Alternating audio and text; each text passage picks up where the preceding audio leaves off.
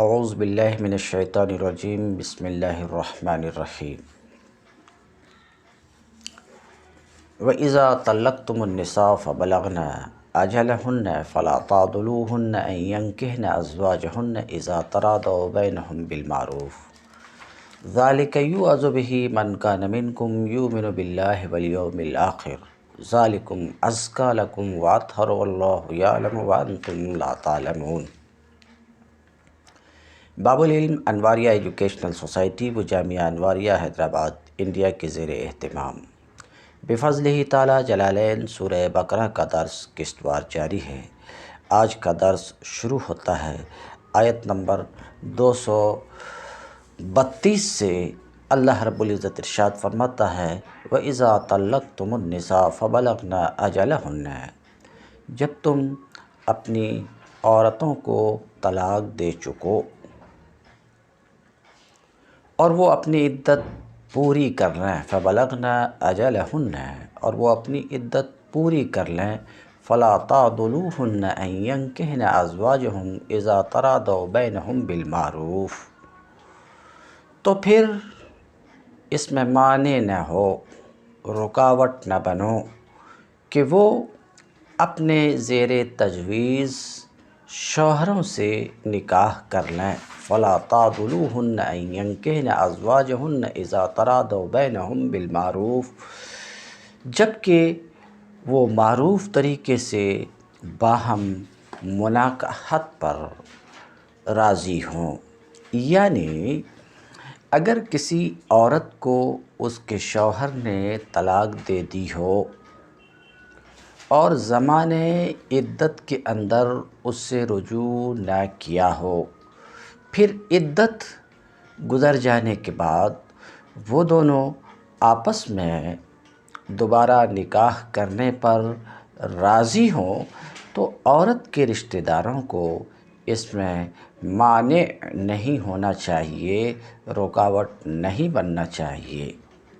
نیز اس کا یہ مطلب بھی ہو سکتا ہے کیونکہ اعتبار لفظ کے عموم کا ہوتا، سبب کے خصوص کا نہیں ہوتا،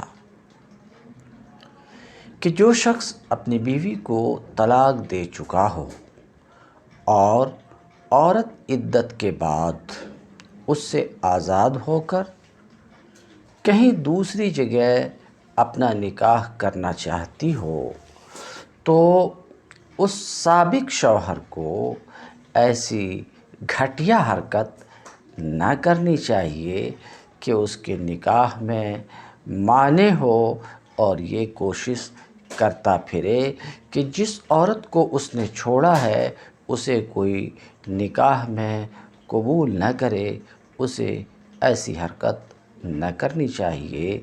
یہ مطلب بھی ہو سکتا ہے۔ یہ دوسرے مطلب کو مصنف نے نہیں بیان کیا مگر احتمال اس کا بھی ہے۔ اب دیکھتے مصنف کیا گفتگو کرتے ہیں۔ کہتے ہیں وَإِذَا طَلَّقْتُمُ النِّسَاءَ فَبَلَغْنَ أَجَلَهُنَّ، جب تم اپنی عورتوں کو طلاق دے چکے، فَبَلَغْنَ أَجَلَهُنَّ، اور وہ اپنی عدت پوری کر چکیں، اَيْ انقضت عدتهن، یعنی ان کی عدت پوری ہو گئی، ان کی عدت پوری ہو گئی۔ بلغن اجلہن، اپنے اجل کو پہنچ گئی، عدت پوری ہو گئی، بات صاف ہے، پھر یہ تفسیر کی کیا ضرورت تھی؟ تو اشارہ کرنا چاہ رہے ہیں مصنف کہ بلوغ اجل یہاں پہ مبنی بر حقیقت ہے، مجاز پر مبنی نہیں ہے، جیسے کہ آیت سابقہ میں وہ مجاز پر مبنی تھا، اجل کو پہنچ جائے یعنی قریب ہوں۔ کیا ہو؟ قریب ہوں۔ تو سابقہ آیت سابقہ میں مجاز پر محمول تھا، یہاں مجاز پر محمول نہیں ہے، حقیقت پر محمول ہے، اپنی عدت کو پہنچ جائیں یعنی ان کی عدت پوری ہو جائے۔ تو بات کیا ہوئی کہ جب تم اپنی عورتوں کو طلاق دے چکے اور ان کی عدت پوری ہو گئی، فلا تعضلوہن، تو تم مانے نہ بنو. فلا تعضلوا، اب فلا تعضلوا فعل نہیں ہے، صیغہ جمع مذکر حاضر ہے. یہاں خطاب کس سے ہے؟ تو کہہ رہے ہیں خطاب للاولیاء، عورتوں کے اولیاء سے خطاب ہے کہ اے اولیاء نساء، تم مانے نہ بنو، رکاوٹ نہ بنو. تو کہتے ہیں خطاب للاولیاء، یہاں فلا تعضلوا میں اولیاء سے خطاب ہے.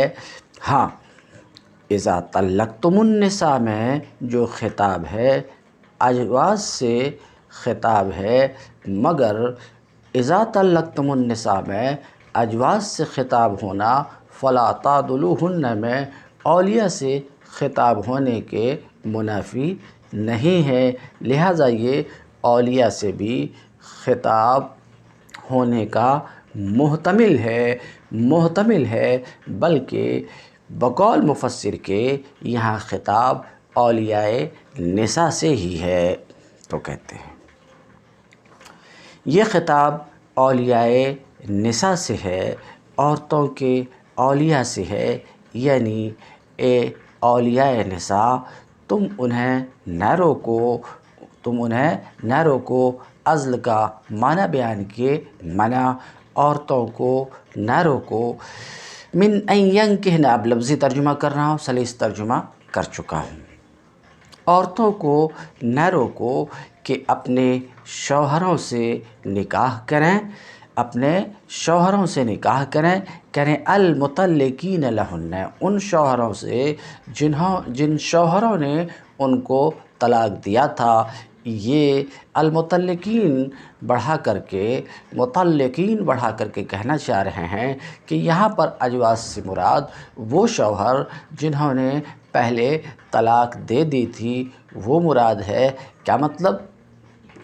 طلاق دی گئی تھی شوہر کی طرف سے اور عدت ختم ہوئی، بعد عدت ختم ہونے کے میاں بیوی جو پہلے میاں بیوی تھے باہمی رضامندی سے اگر پھر نکاح کرنا چاہ رہے ہیں، میاں بیوی دونوں باہمی رضامندی سے نکاح کرنا چاہ رہے ہیں، تو اولیاء نساء سے اللہ رب العزت ارشاد فرماتا ہے کہ تم مانے نہ بنو اس نکاح میں، ایسا مصنف کہہ رہے ہیں. تو کہتے ہیں مانے نہ بنو کہ وہ نکاح کریں، کن سے؟ اپنے شوہروں سے، المطلقین لہن، ان شوہروں سے جنہوں نے ان کو طلاق دی تھی. تو ازواج سے مراد طلاق دینے والے شوہر.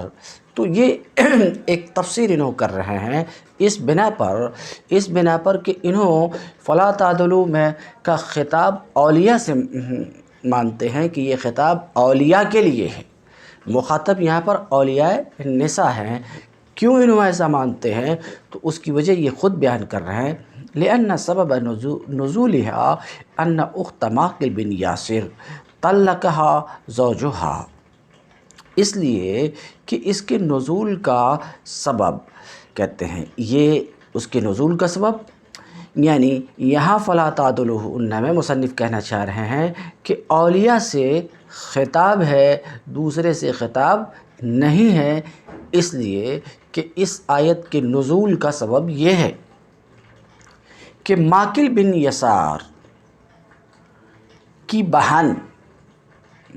یسار کی بہن کو اس کے شوہر نے طلاق دے دی تھی،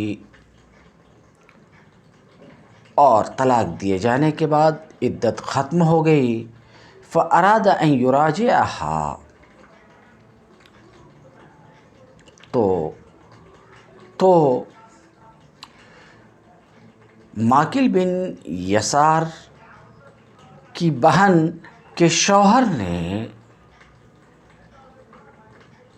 اپنی بیوی کو لوٹانا چاہا. فَمَنَعَهَا معقل، تو معقل اس میں رکاوٹ بنے. معقل نے اپنی بہن کو نکاح کرنے سے روک دیا، تو یہ آیت نازل ہوئی، ایسا مصنف کہہ رہے ہیں۔ تو اس چونکہ سبب نزول یہی ہے، اور ظاہر سی بات ہے کہ یہاں جب سبب نزول یہی ہے تو خطاب اولیاء سے ہے، دوسرے سے نہیں ہے۔ یہ بات اپنی جگہ بالکل بجا ہے کہ اس آیت کے نزول کی وجہ وہ ہے جو مصنف نے بیان کی، مگر اس بات سے آپ بخوبی واقف ہیں کہ نصوص قرآنی میں اعتبار لفظ کے عموم کا ہوتا ہے، سبب کے خصوص کا نہیں۔ جب ایسا ہے تو فلا تعدلوا کا خطاب ہر اس شخص سے ہو سکتا ہے جو عورت کے نکاح میں رکاوٹ بنے، خواہ اس عورت کے اولیاء میں سے ہوں یا اس عورت کا پہلے والا شوہر ہو جس نے اسے طلاق دے دی تھی، یا کوئی اور بھی ہو سکتا ہے جو رکاوٹ بنے، درحالے کہ وہ شوہر بھی نہ ہو اور اولیاء بھی نہ ہو، کیونکہ لفظ عام ہے۔ اب جیسا کہ انہوں نے کہا تھا ازواجہن المطلقین، طلاق دینے والے شوہر، تو رکاوٹ نہ بنو کہ وہ نکاح کر لیں اپنے شوہر سے۔ اپنے شوہر ابھی تو جب طلاق کی حالت میں کسی سے نکاح نہیں ہے تو کوئی بھی اس کا شوہر نہیں ہے، مگر ما یعول کے اعتبار سے یہاں شوہر کا لفظ بولا جا رہا ہے، تو اپنے شوہر زیر تجویز شوہر، اب زیر تجویز شوہر اہم اس سے کہ یہ وہ بھی ہو سکتا جس نے پہلے طلاق دی تھی، اس کے سوا دوسرا بھی ہو سکتا، تو دونوں احتمال ہیں یہاں پر۔ بہرحال یہ احتمالات ہیں کہ رکاوٹ نہ بنو، انہیں نہ روکو کہ وہ نکاح کریں اپنے زیر تجویز شوہروں سے۔ اب یہ زیر تجویز شوہر عام اس سے ہے کہ وہ شوہر جس نے پہلے طلاق دی تھی یا کوئی نیا مرد، دونوں کا احتمال ہے۔ کہتے ہیں اس لیے کہ اس آیت کے نزول کا سبب یہ ہے کہ ماکل بن یسار کی بہن کو اس کے شوہر نے طلاق دے دی تھی، پھر ماکل نے اس کو لوٹانا، پھر اس کے شوہر نے لوٹانا چاہا، اس کو یعنی ماکل کی بہن کو، یعنی اپنی بیوی، سابقہ بیوی کو لوٹانا چاہا، تو ماکل نے اسے روک دیا، جیسا کہ حاکم کی روایت ہے۔ اذا تراضوا بینہم، جبکہ وہ آپس میں رضامند ہوں، راضی ہوں۔ وہ کون؟ شوہر اور بیویاں آپس میں راضی ہوں، بالمعروف، معروف طریقے سے، شرع کے موافق، باہمی رضامندی سے مناکحت پر راضی ہوں، تو تم رکاوٹ نہ بنو، انہیں نہ روکو۔ ذالک یوعظ بہ من کان منکم یؤمن باللہ والیوم الآخر، تمہیں نصیحت کی جاتی ہے کہ ایسی حرکت ہرگز نہ کرنا اگر تم اللہ اور روز آخر پر ایمان لانے والے ہو۔ کہتے ہیں ذالک وہ، یعنی عزل سے نہیں، لا تعدلوا، ازل سے نہیں، یعنی منع سے باز رہنا، روکنے سے باز رہنے کی یوعظو بھی نصیحت کی جاتی ہے تم کو بقول مفسر کے اے اولیاء نساء، اور لفظ کے عموم کو دیکھتے ہوئے تم کو جو کوئی رکاوٹ بننا چاہتا ہے،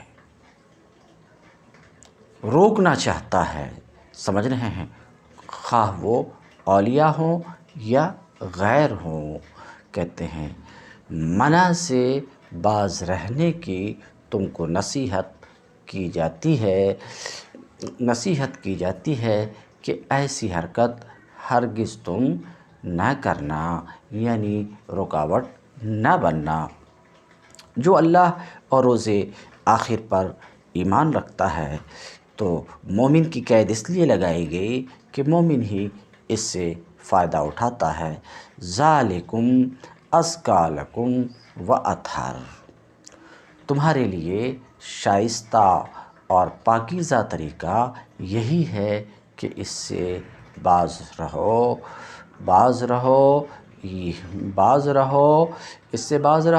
یعنی ہرگز رکاوٹ پیدا نہ کرو، مانے نہ بنو۔ واللہ یعلم وانتم لا تعلمون، اللہ جانتا ہے تم نہیں جانتے ہو۔ تو کہتے ہیں ذالکم یعنی ترک منع، مشار الیہ کی طرف اشارہ کر رہے ہیں، ترک منع تمہارے لیے شائستہ اور پاکیزہ طریقہ ہے، لکم تمہارے لیے، ولہم ان کے لیے، تمہارے لیے یعنی اولیاء کے لیے، ان کے لیے یعنی شوہروں کے لیے، دونوں کے لیے یہ شائستہ اور پاکیزہ طریقہ ہے، اس لیے کہ زوجین پر تہمت کا اندیشہ ہے، بسبب العلاقہ بینہما، ان دونوں کے درمیان سابقہ تعلق کی وجہ سے، اس لیے شائستہ اور پاکیزہ طریقہ یہی ہے کہ تم مانے نہ بنو، ایسی حرکت ہرگز نہ کرو، یہ تم دونوں کے حق میں بہتر ہے ایسا نہ کرنا۔ واللہ یعلم وانتم لا تعلمون، اور اس میں جو مصلحت ہے اس کو اللہ جانتا ہے، وانتم لا تعلمون، اور تم اس کو نہیں جانتے ہو، لہٰذا حکم خدا کی پیروی کر کے باز آ جاؤ۔ والوالدات یرضعن اولادہن حولین کاملین لمن اراد ان یتم الرضاعہ وعلی المولود لہ رزقہن وکسوتہن بالمعروف۔ جو باپ چاہتے ہوں کہ ان کی اولاد پوری مدت رضاعت تک دودھ پیے تو مائیں بچوں کو کامل 2 سال دودھ پلائیں۔ یہ اس صورت کا حکم ہے جب کہ میاں بیوی ایک دوسرے سے علیحدہ ہو چکے ہوں، خواہ طلاق کے ذریعے سے یا خلا، فسخ اور تفریق کے ذریعے سے، اور عورت کی گود میں دودھ پیتا بچہ ہو۔ تو کہتے ہیں والوالدات یرضعن، اور مائیں دودھ پلائیں، اب لفظی ترجمہ کر رہا ہوں، مائیں دودھ پلائیں، یردین کی تفسیر لیردین سے کر رہے ہیں، تو آیت کے الفاظ خبر کے ہیں، یردین خبر کے ہیں، لیکن امر کے معنی میں ہے، اس بات کی طرف اشارہ کرنے کے لیے لیردین ہے کہ مائیں دودھ پلائیں۔ تو خبر یہاں کس کے معنی میں ہے؟ امر کے معنی میں ہے۔ اب امر یہاں کس کے لیے ہے؟ دودھ پلانے کا جو والدات کو امر ہے، کس میں؟ اللہ تعالیٰ کے قول والوالدات یردین میں یہ امر ندب کے لیے ہے یا وجوب کے لیے ہے؟ یہ امر ندب کا افادہ کر رہا ہے یا وجوب کا افادہ کر رہا ہے؟ تو یہاں پر امر ندب کے لیے بھی ہو سکتا ہے اور وجوب کے لیے بھی ہو سکتا ہے۔ اب ہے کس کے لیے؟ تو یہ امر ندب کے لیے، یہ امر ندب کے لیے اس وقت جب کہ 3 شرطیں اگر جمع ہوں، 3 شرطیں جمع ہوں تو یہ امر ندب کے لیے ہے، اور ان 3 شرطوں میں سے کوئی ایک شرط مفقود ہو تو پھر یہ امر وجوب کے لیے۔ 3 شرطیں کیا جمع ہوں؟ باپ اجرت دینے پر قادر ہو، دودھ پلانے کی اجرت دینے کی باپ میں طاقت ہے، اور ماں کے سوا سمجھ رہے ہیں؟ تو ایک شرط تو یہ ہے کہ باپ استیجار اجرت دینے پر قادر ہے، دوسری شرط یہ ہے کہ دودھ پلانے کے لیے ماں کے علاوہ دوسری عورت موجود ہے، اور تیسری شرط یہ ہے کہ بچہ دوسرے ماں کے سوا دوسرے کے دودھ کو بھی قبول کر رہا ہو، تو ایسی صورت میں یہ امر ندب کے لیے ہے، یہ امر ندب کے لیے ہے، اور ان میں سے کوئی شرط مفقود ہو تو پھر یہ امر وجوب کے لیے ہے۔ کسی ایک شرط کے مفقود ہونے کے وقت ماں پر دودھ پلانا واجب ہے، کہتے ہیں مثلاً ماں کے سوا کوئی اور نہیں ہے، تو ایسی صورت میں ماں پر دودھ پلانا واجب ہے تو، مگر بچہ اس ماں کے سوا کسی اور کے دودھ کو قبول نہیں کرتا ہے، تو اس صورت میں بھی ماں پر دودھ پلانا واجب ہے۔ بہرحال کہتے ہیں لیوردینا سے اشارہ کرنا چاہ رہے ہیں کہ آیت کے الفاظ خبر کے ہیں، یردینا خبر کے ہیں، مگر امر کے معنی میں ہے۔ دودھ پلائیں اولادہن، اپنے بچوں کو، حولین کاملین اے عامین، حولین کی تفسیر عام سے کر کے لغوی معنی بیان کر رہے ہیں۔ حولین کاملین یعنی پورے 2 سال، تو کہتے ہیں یہ کاملین صفت مؤکدہ ہے، یہ صفت مؤکدہ ہے کس کی؟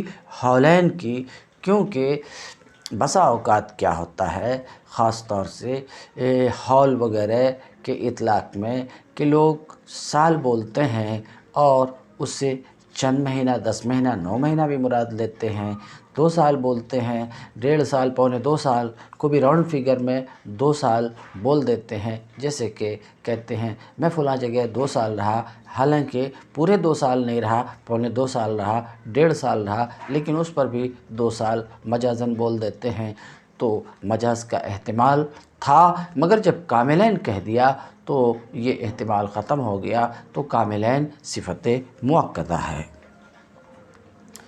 ذالک لمن اراد ان یتم الرضاعہ، وہ اس باپ کے لیے ہے جو رضاعت کی مدت کو تام کرنا چاہتا ہے۔ سلیس ترجمہ کر چکا ہوں، پھر سے سن لیجئے۔ جو باپ چاہتے ہوں کہ ان کی اولاد پوری مدت رضاعت تک دودھ پیے، تو مائیں اپنے بچوں کو کامل 2 سال دودھ پلائیں، کہتے ہیں، اور 2 سال پر زیادتی نہیں ہے، یعنی مدت رضاعت کی انتہا 2 سال ہے جمہور فقہا کے یہاں، البتہ ہمارے امام اعظم کے یہاں 2.5 سال ہے، تو اس پر زیادتی نہیں ہے۔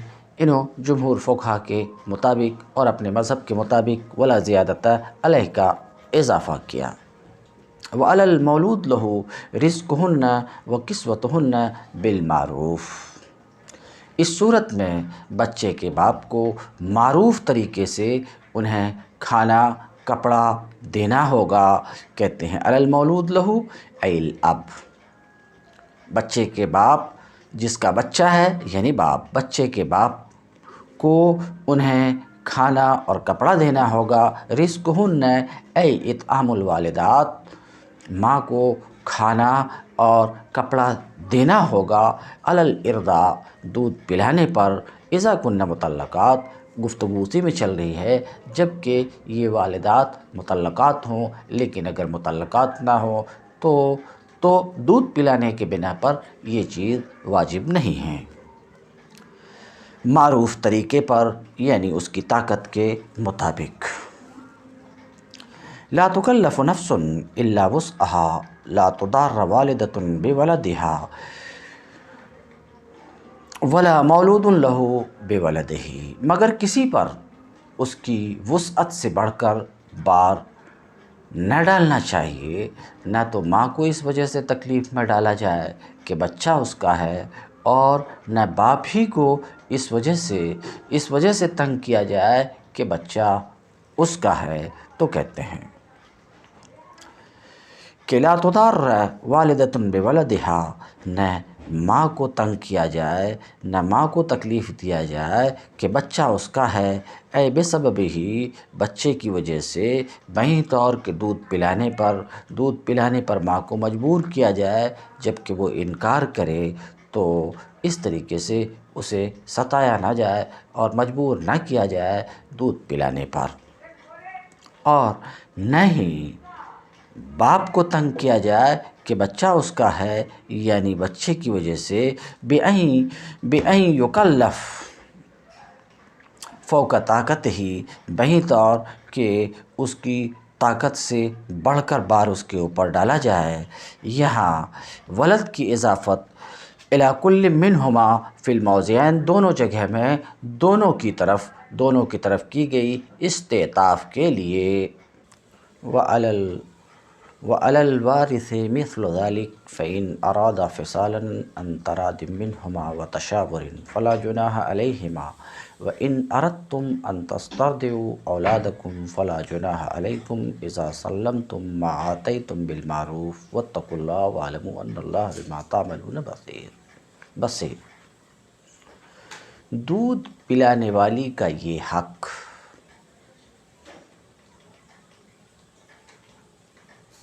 کھانے اور کپڑے کا، دودھ پلانے والی کا یہ حق جیسا بچے کے باپ پر ہے ویسا ہی اس کے وارث پر بھی ہے، یعنی اگر باپ مر جائے تو جو اس کی جگہ بچہ کا ولی ہو اسے یہ حق ادا کرنا ہوگا۔ مصنف کہتے ہیں وعلی الوارث اے وارث الاب، باپ کے وارث پر، اور وہ کون ہے؟ بچہ ہے، یعنی بچے کے ولی پر، جو بچے کا ولی ہے، بچے کے مال میں اگر بچے کا مال ہے تو کہتے ہیں وارث پر کیا؟ وارث پر ویسا ہی حق ہے جیسا کہ باپ پر ہے۔ کہتے ہیں مثل ذلک الذی علی الوالد، والدہ کا جو حق باپ پر ہے ویسا ہی حق وارث پر بھی ہے، اور وہ حق کیا ہے؟ رزق اور کسوہ کا، کھانا اور کپڑا کا۔ فإن أرادا فصال، پھر اگر فریقین باہمی رضامندی اور مشورے سے دودھ چھڑانا چاہیں، ارادہ ای الوالدان، فریقین میں والدان بھی ہیں اور بچے کا ولی اور دودھ پلانے والی یعنی والدہ، بچے کی والدہ، یہ بھی داخل ہیں۔ اگر فریقین فصالاً ای فطاماً، اس کا دودھ چھڑانا چاہیں 2 سال سے پہلے باہمی رضامندی سے 2 سال سے پہلے درا لے کے یہ ترازی یعنی باہمی رضامندی و اتفاق دونوں کے باہمی اتفاق اور مشورے سے ہو، تاکہ بچے کی اس میں مصلحت ظاہر ہو جائے، تو ان دونوں پر فریقین پر اس میں کوئی گناہ نہیں ہے، ایسا کر سکتے ہیں۔ باہمی رضامندی سے اگر دودھ چھڑانا چاہتے ہیں تو کوئی حرج کی بات نہیں ہے، چھڑانا جائز ہے۔ وَإِنْ أَرَدْتُمْ أَن تَسْتَرْضِعُوا أَوْلَادَكُمْ، اور اگر تمہارا خیال اپنی اولاد کو کسی غیر عورت سے دودھ پلوانے کا ہو تو اس میں بھی کوئی حرج نہیں، بشرطے کہ اس کا جو کچھ معاوضہ طے کرو وہ معروف طریقے پر ادا کرو۔ تو کہتے ہیں وَإِنْ أَرَدْتُمْ، یہ اردتم میں جو خطاب ہے یہ آبا سے خطاب ہے، بچوں کے باپ سے خطاب ہے کہ اگر تمہارا خیال ہو اے بچوں کے آبا، ان تسترضعوا اولادکم، کہ تم اپنے بچوں کو دودھ پلواؤ، والدہ کے سوا، والدہ کے علاوہ غیر عورتوں سے۔ مراد یہ نکال کر کے بتانا چاہ رہے ہیں کہ تسترضعوا کا مفعول ہے اس طور پر کہ یہ پہلا مفعول ہے اور اولاد دوسرا مفعول ہے۔ اگر تم والدہ کے علاوہ دوسری دودھ پلانے والی عورتوں سے اپنے بچوں کو دودھ پلوانا چاہو، فلا جناح علیکم، تو اے آبا تمہارے اوپر اس میں کوئی گناہ نہیں ہے، تم ایسا کر سکتے ہو۔ اذا سلمتم الیہن ما آتیتم، جبکہ تم انہیں مراد والدات کے علاوہ دوسرے دودھ پلانے والوں کو سپرد کرو، وہ جو تم نے ان کو دینے کا ارادہ کیا ہے، یعنی اجرت سپرد کرو معروف طریقے سے، اچھی طریقے سے، جیسے خوش دلی سے۔ واتقوا اللہ، اور اللہ سے ڈرتے رہو، اور اس بات کو ذہن نشیں کر لو اور اس بات کو جان لو کہ اللہ تمہارے تمام اعمال سے باخبر ہے، یعنی اس پر تمہارا کوئی بھی عمل پوشیدہ نہیں ہے، والذین یتوفون منکم ویذرون ازواجا یتربصن بانفسہن 4 اشہر وعشرا، تم میں سے جو لوگ مر جائیں، والذین یتوفون منکم، تم میں سے جو لوگ مر جائیں، ویذرون ازواجا یتربصن بانفسہن، ان کے پیچھے اگر ان کی بیویاں زندہ ہوں تو وہ اپنے آپ کو 4 مہینے 10 دن روکے رکھیں، یتربصن بانفسہن، اپنے آپ کو روکے رکھیں، 4 اشہر، 4 مہینے، وعشرا، اور 10 دن۔ یہ عدت وفات ان عورتوں کے لیے بھی ہے جن سے شوہروں کی خلوت صحیحہ نہ ہوئی ہو، البتہ حاملہ عورت اس سے مستثنیٰ ہے، اس کی عدت وفات وضع حمل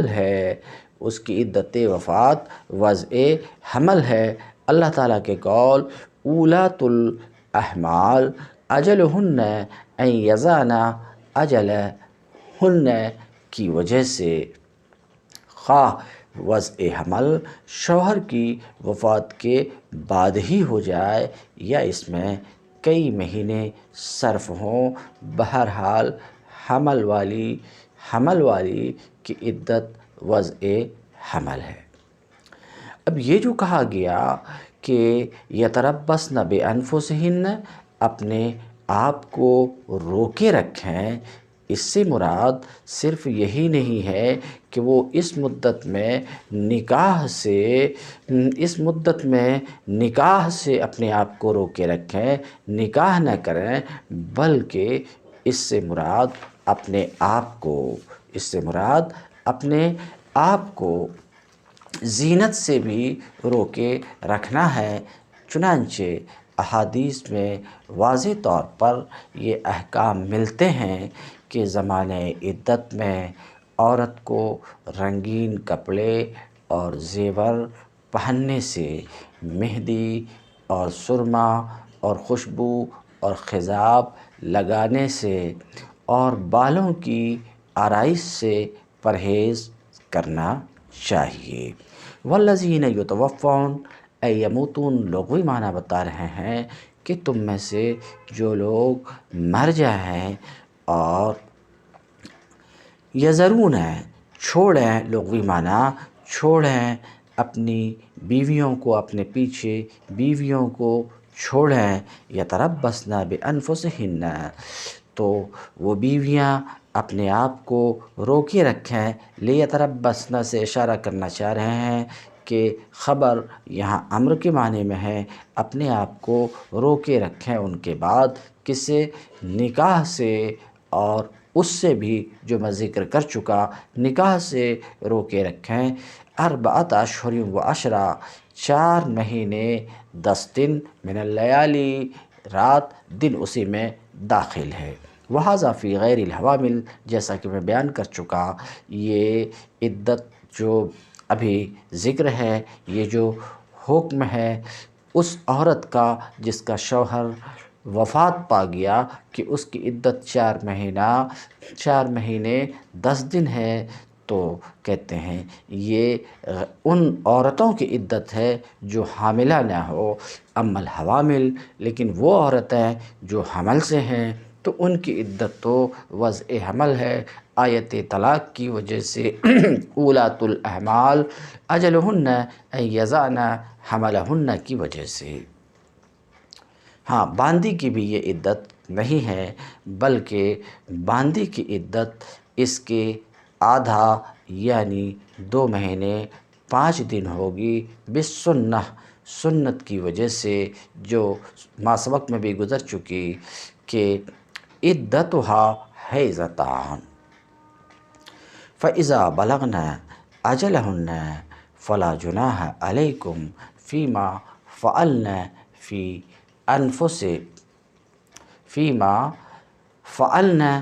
انفسہن بالمعروف۔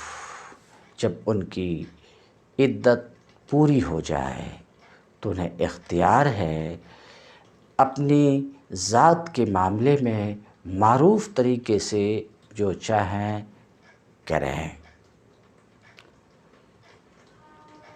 تم پر اس کی کوئی ذمہ داری نہیں ہے، تم پر فلا جناح علیکم، تم پر اس کی کوئی ذمہ داری نہیں ہے، جب کہ وہ معروف طریقے سے اپنی ذات کے معاملے میں کچھ کریں، یعنی نکاح کر لیں کسی سے۔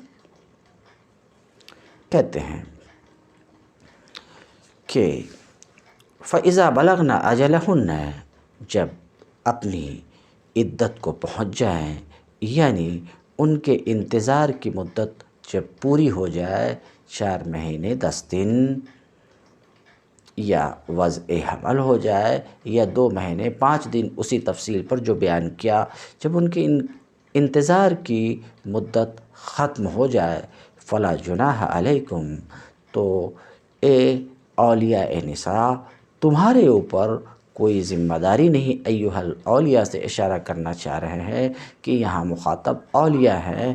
اے اولیاء نساء، تمہارے اوپر کوئی ذمہ داری نہیں ہے، فیما فعلن، اپنی ذات کے معاملے میں معروف طریقے سے جو چاہیں وہ کریں، اس میں جو وہ اپنی ذات کے معاملے میں کریں، بیں طور کہ نکاح کا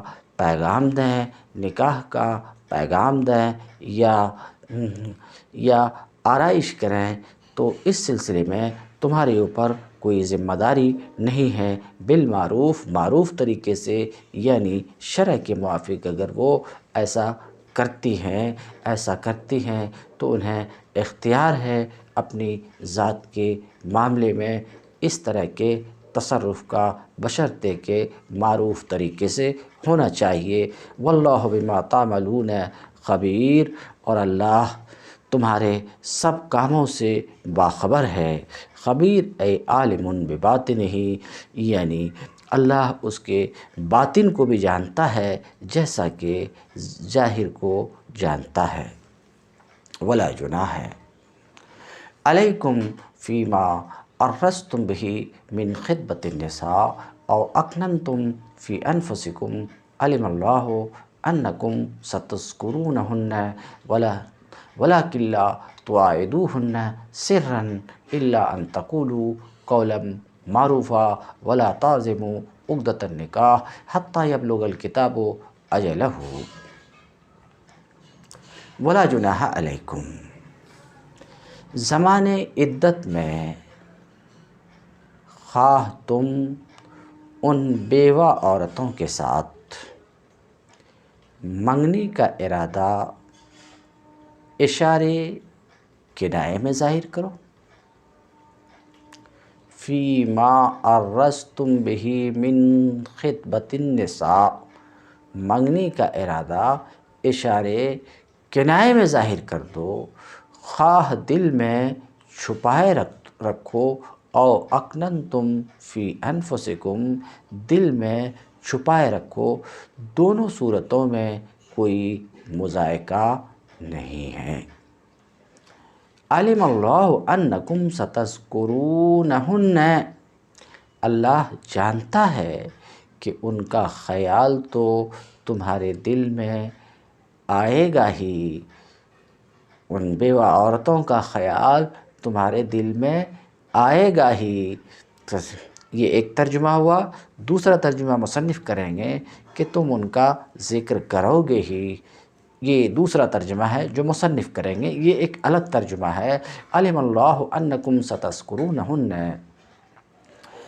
اللہ جانتا ہے، اللہ جانتا ہے کہ ان کا خیال تو تمہارے دل میں آئے گا ہی، مگر دیکھو خفیہ عہد و پیمان نہ کرنا، وَلَٰكِن لَا تُوَاعِدُوهُنَّ سِرًّا، خفیہ یہ ایک معنی ہوا۔ مصنف ایک دوسرا معنی بیان کریں گے کہ نکاح کا وعدہ نہ کرنا، اس پر گفتگو کریں گے، لیکن دیکھو خفیہ عہد و پیمان نہ کرنا، الا ان تقولوا قولا معروفا، اگر کوئی بات کرنی ہے تو معروف طریقے سے کرو، معروف طریقے سے کرو، ولا تعزموا عقدۃ النکاح حتی یبلغ الکتاب اجلہ،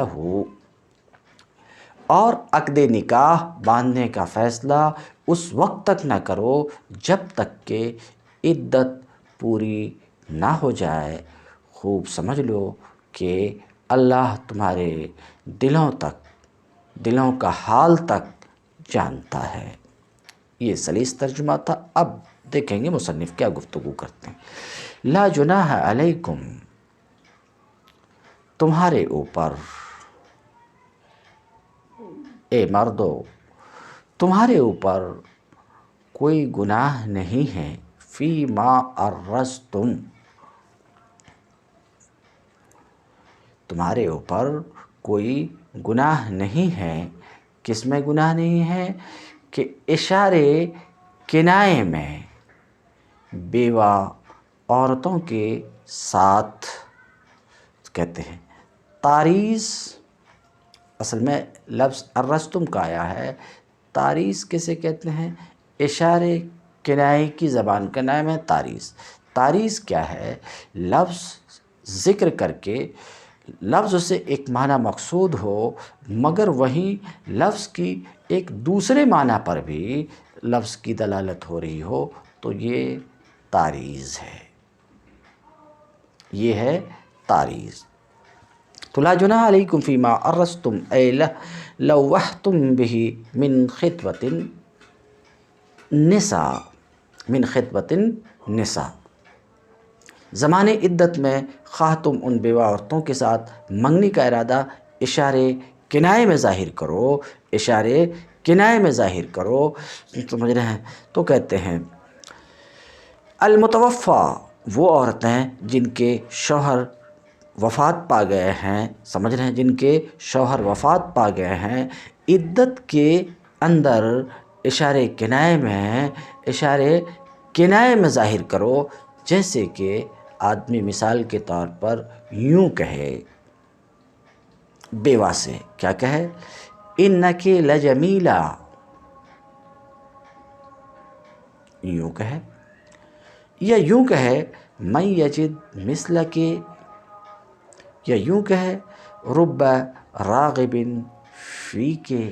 تو یہ اشارے کنائے کی زبان ہے، اشارے کنائے میں ظاہر کرو تو اس کی تمہیں اجازت ہے، یا یہ کہ اپنے دلوں میں ان سے نکاح کے قصد کو چھپائے رکھو، اس میں کوئی گناہ نہیں ہے۔ اشارے کنائے میں اشارے تعریض، نکاح کا پیغام دو، اشارے کنائے میں نکاح کا پیغام دو، یا نکاح کے ارادے کو اپنے دل میں چھپائے رکھو، تو اس میں تم پر کوئی گناہ نہیں ہے اے مردو جو بیوہ عورتوں سے نکاح کرنا چاہتے ہو، مطلب چاہت ہے جن میں۔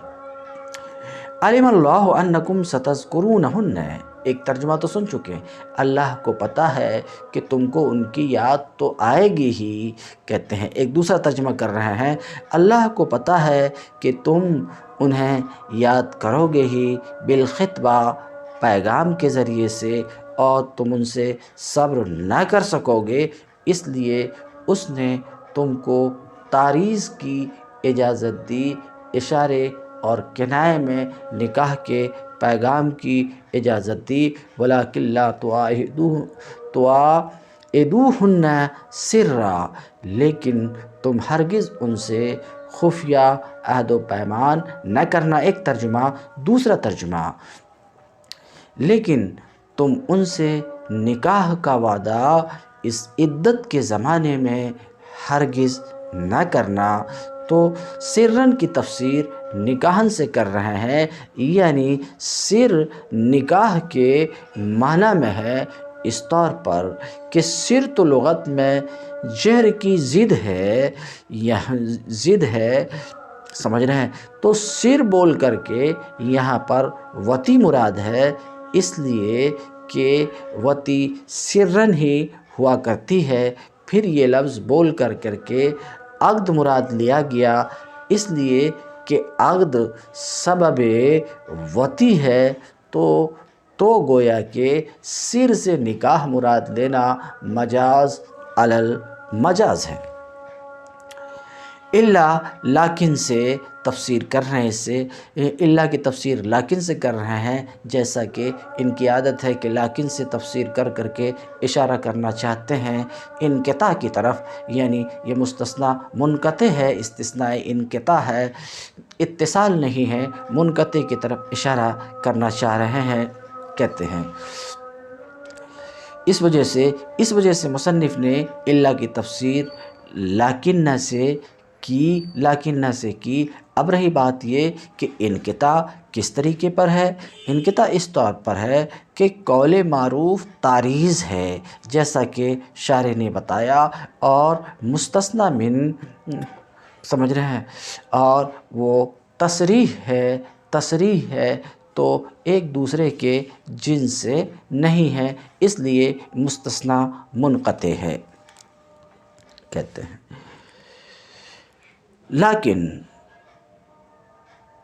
الا ان تقولوا، مگر معروف بات کہو، اے ما عرف شرعاً، وہ جو شرعاً معروف ہے، ہاں شرعاً معروف ہے، یعنی تعریض، فلکم ذالک، تو اشارے اور کنائے میں تمہیں تعریض کی اجازت ہے، اشارے اور کنایے میں تمہیں نکاح کے پیغام کی اجازت ہے۔ وَلَا تَعْزِمُوا عُقْدَةَ النِّکَاحِ، اور عقد نکاح کا فیصلہ نہ کرو، کہتے ہیں عقد نکاح کا فیصلہ نہ کرو جب تک کہ مدت ختم نہ ہو جائے، جب تک کہ عدت پوری نہ ہو جائے، یہاں تک کہ کتاب مکتوب کے معنی مصدر مفعول کے معنی میں ہے، یعنی نوشتہ عدت اپنی مدت کو نہ پہنچ جائے، ختم نہ ہو جائے، بات صاف ہے۔ وَاعْلَمُوا أَنَّ اللَّهَ يَعْلَمُ مَا فِي أَنفُسِكُمْ، اور جان لو کہ اللہ ان تمام باتوں کو جانتا ہے جو تمہارے دل میں ہے، عزم وغیرہ۔ فَاحْذَرُوهُ، لہٰذا بچو کہ کہیں وہ تم کو سزا دے اگر تم فیصلہ کر لو گے اس زمانے میں، عدت کے زمانے میں نکاح کا۔ وَاعْلَمُوا أَنَّ اللَّهَ غَفُورٌ حلیم، اور جان لو کہ اللہ بخشنے والا ہے اس کو جو اللہ سے ڈرتا ہے، حلیم بردبار ہے سزا کو مؤخر کر کے مستحق کے سزا سے۔ لا جناح علیکم ان طلقتم النساء ما لم تمسوہن او تفرضوا لهن فریضۃ ومتعوہن علی الموسع قدرہ وعلی المقتر قدرہ متاعا بالمعروف حقا علی المحسنین۔ تم پر کچھ گناہ نہیں اگر اپنی عورتوں کو طلاق دے دو قبل اس کے کہ ہاتھ لگانے کی نوبت آئے یا مہر مقرر ہو۔ اس صورت میں انہیں کچھ نہ کچھ دینا ضرور چاہیے۔ خوشحال آدمی اپنی استطاعت کے مطابق اور غریب اپنی استطاعت کے مطابق معروف طریقے سے دے، یہ حق ہے نیک آدمیوں پر۔ تو کہتے ہیں فی قرأۃ تماسوہن، ایک قرأت میں تمسو کی جگہ تماسوہن ہے، اگر تماسوہن ہے تو معنی مجامعت، جب تک تم ان سے مجامعت نہ کیے ہو، او تفرضوا لہن فریضہ، یا او تفرضوا، او سے کے بعد اور تفرضوا سے پہلے لم کو مقدر مان کر کے مصنف اشارہ کرنا چاہ رہے ہیں کہ تفرضوا مجزوم ہے تمسوہن پر معطوف ہونے کی وجہ سے، اور ما لم تمسوہن میں جو ما ہے مصدریہ ظرفیہ ہے، یعنی عدم مس کی مدت میں، کہتے ہیں جب تک کہ تم ان کے لیے کوئی مہر مقرر نہ کیے ہو، اور ما یہاں مصدریہ ظرفیہ ہے، معنی یہ ہے کہ لا تبع علیکم فی الطلاق، طلاق میں تم پر کوئی ضرر نہیں ہے، کوئی مطالبہ نہیں ہے۔ کب؟ زمن عدم المسیس، نہ ہاتھ نہ لگانے کے زمانے میں، اور مہر مقرر نہ کرنے کی صورت میں کوئی ضرر نہیں ہے، گناہ کے ذریعے سے اور مہر کے ذریعے سے گناہ بھی نہیں ہے، اور تمہارے اوپر مہر بھی نہیں ہے اس صورت میں جب کہ تم ہاتھ بھی نہیں لگائے ہو اور مہر بھی مقرر نہ کیے ہو۔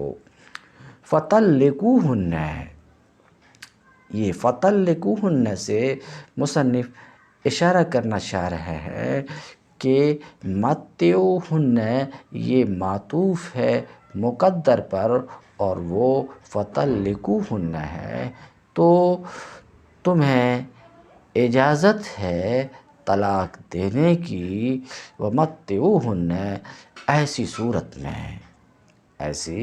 صورت میں سمجھ رہے ہیں، اس صورت میں انہیں کچھ نہ کچھ دینا ضرور چاہیے، متعوہن متاع، یعنی انہیں دو، آتوہن انہیں دو، جس سے وہ چیز جس سے وہ فائدہ اٹھائیں، سمجھ رہے ہیں، انہیں برتنے کے لیے کچھ دو، علی الموسع فراخ دست، یعنی تم میں سے جو غنی ہے، غنی پر اس کی استطاعت کے مطابق، اور مقتر تنگ رزق یعنی غریب آدمی پر اس کی استطاعت کے مطابق۔ بات ختم ہو چکی۔ مصنف کہہ رہے ہیں یہاں قدرہ ہے تو یہ ہا کی ضمیر اس بات کا افادہ کر رہی ہے کہ متاع دینے میں نظر بیوی کی طاقت و استطاعت اور حیثیت کی طرف نہیں ہے، بلکہ شوہر کی حیثیت کی طرف ہے، یعنی شوہر اپنی حیثیت کے مطابق برتنے کی چیز دے، نہ کہ بیوی کی حیثیت کے مطابق، کیونکہ دینے والا شوہر ہے۔